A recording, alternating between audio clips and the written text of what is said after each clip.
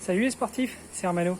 Vous êtes sur la chaîne YouTube où je vous raconte mon quotidien de triathlète confiné en 2020 et où évidemment je ne vais pas changer les bonnes habitudes. Vous le savez, pour autant que j'ai la capacité de m'entraîner, oui parce que entre le télétravail, les projets, le petit qui est en télé-école, eh bien parfois on a un petit peu du mal à s'organiser au niveau logistique. Et donc pour autant que j'en ai la capacité, je me fais une séance de home trainer de 60 à 90 minutes. Et puis, eh bien, tout ça sans intensité, sans monter dans les efforts. Ah voilà, ma fille qui est en train de me faire une petite photo pendant que je vous enregistre cette vidéo sur la terrasse. Bon, eh bien, reprenons le cours de notre discussion. Comme je vous le disais, je fais toujours mon travail en endurance, sans monter dans les tours. Et j'espère que tout ceci portera ses fruits, c'est-à-dire d'abaisser le seuil d'échange gazeux, 2, de maintenir la forme et de ne pas devenir un loukoum géant, et 3, lorsque on pourra progressivement sortir du confinement, je serai suffisamment en forme pour reprendre progressivement une activité régulière. Voilà. Petit message parce que quand j'ai poussé mon petit coup de gueule il y a quelques jours, enfin quelques semaines maintenant, en voyant tous ces gens encore au Luxembourg dehors, surtout ceux qui profitaient du soleil sur leur vélo et que moi ça me rendait dingue. Non pas tellement qu'ils sortent alors qu'ils n'auraient pas le droit. Si, au Luxembourg ils ont le droit de sortir faire du vélo. Moi ce qui me rend dingue, c'est d'imaginer le gars qui, par la faute de quelqu'un d'autre, a un accident et qui va du coup aller prendre la place d'un soignant, prendre la place... Non, c'est une saleté sur le téléphone.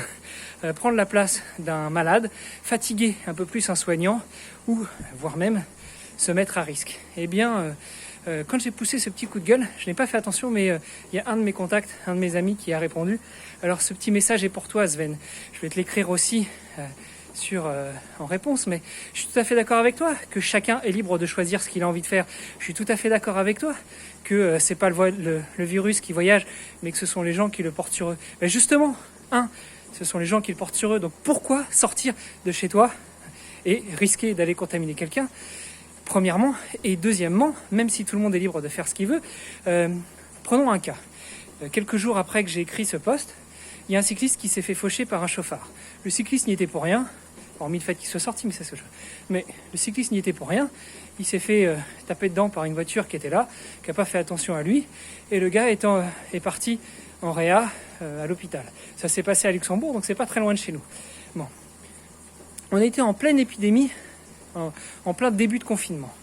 Donc ce gars qui va à l'hôpital, qui a besoin d'être soigné, imagine-toi qu'il arrive en même temps qu'une personne d'un certain âge qui a aussi besoin d'être soignée, mais qui souffre du coronavirus. À ton avis, qui les soignants vont choisir entre un jeune cycliste qui s'est fait faucher et un petit vieux, une petite vieille, personne d'un certain âge, qui va se faire soigner parce qu'il souffre de coronavirus. Statistiquement, je pense qu'il y a plus de chances que le jeune survive plutôt que cette personne. Et c'est un débat éthique, c'est autre chose. Je suis d'accord, mais à ton avis, qui ils vont choisir d'aller soigner? Moi, je crains qu'ils aillent choisir de soigner le jeune cycliste qui s'est fait faucher. Et maintenant, imagine que cette personne qui souffrait du coronavirus, qui a été se faire soigner, soit quelqu'un de ta famille. T'aimerais qu'il y ait un con qui soit parti faire du vélo, qui se fasse soigner à sa place? Je ne pense pas. Alors s'il vous plaît, chers amis, essayez de réfléchir et dites-vous que je ne dis pas que j'ai la science infuse.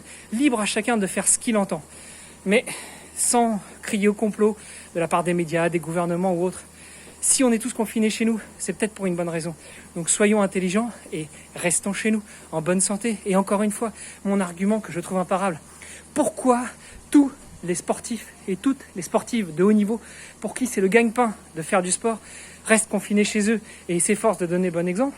Pourquoi le sportif amateur est infoutu de le faire? Un confinement, c'est pas des vacances. Alors reste chez toi et sois intelligent.